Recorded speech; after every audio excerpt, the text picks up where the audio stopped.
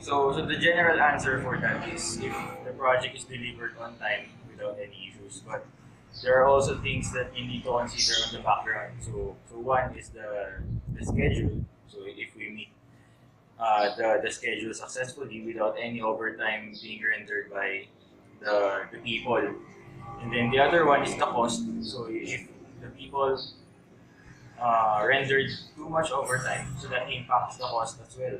So uh, there are planned costs or budget every project.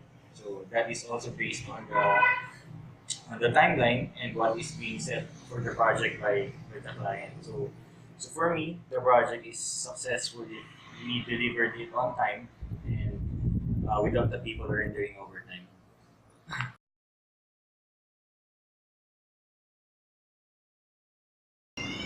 Okay. So when it comes to evaluating critical path, so we need to make sure that we assign the correct number of resources per project. So it really depends on the timeline and on the requirement, because when you're starting a project, there's a deadline being set. So that's when you deliver the project into the production environment, and then you need to plan on that schedule and requirement to know how many people you need to deliver that project into production. So to identify that, proper planning needs to be in place by providing correct estimates and correct number of people. Of course, we need to make sure that even though we have a critical timeline, we deliver the project with quality by monitoring it on a day-to-day basis and by addressing the issues immediately, treating it all like a severity one issues. So we need to make all the people work as a team to make sure that we deliver we deliver it successfully despite having a critical timeline or having a critical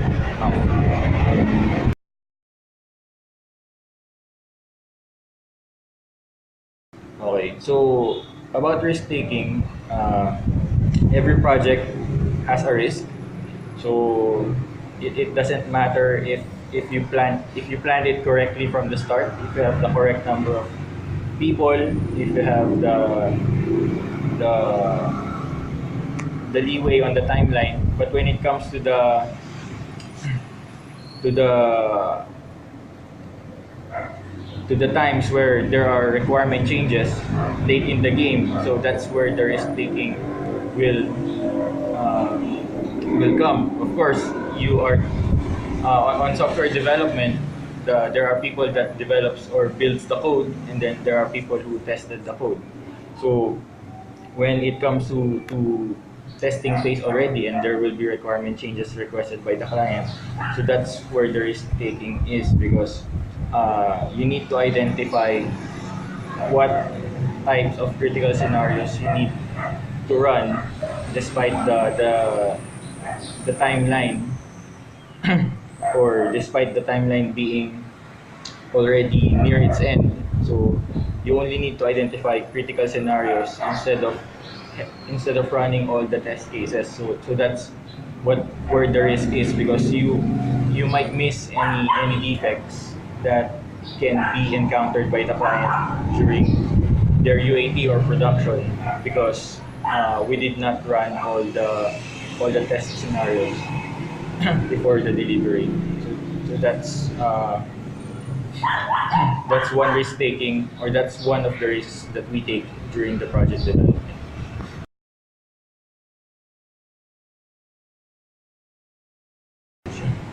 Okay. So my approach to initiate a project within the organization is to first know the pain points. So you need to know where the challenges are.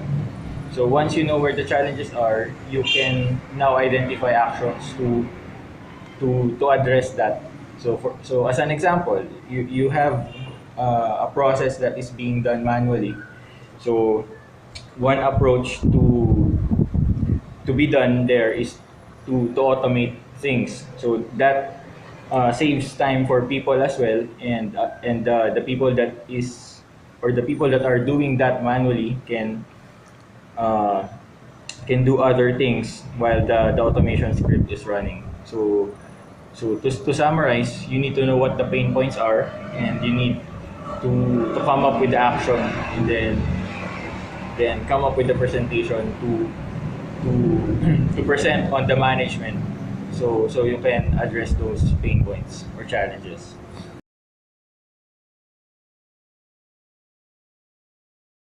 Okay, so as a project manager, my key responsibility is to make sure that we deliver the project on time and with quality. So uh, with that, so I need to make sure that the day-to-day tasks that we have planned for the project is being met, and without overtime, and with quality as well. So if there are issues, so we need to fix that immediately to meet the schedule based on the timeline that is planned for the project.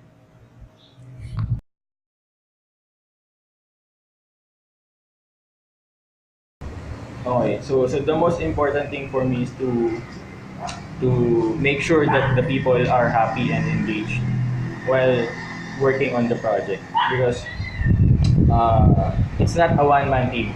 So you may be working on the team as the head and as the arms, but the people are the legs of the project. So without them, the project won't push through or won't make any progress. So for me, the most important uh, part, or the most important thing for the project is the people.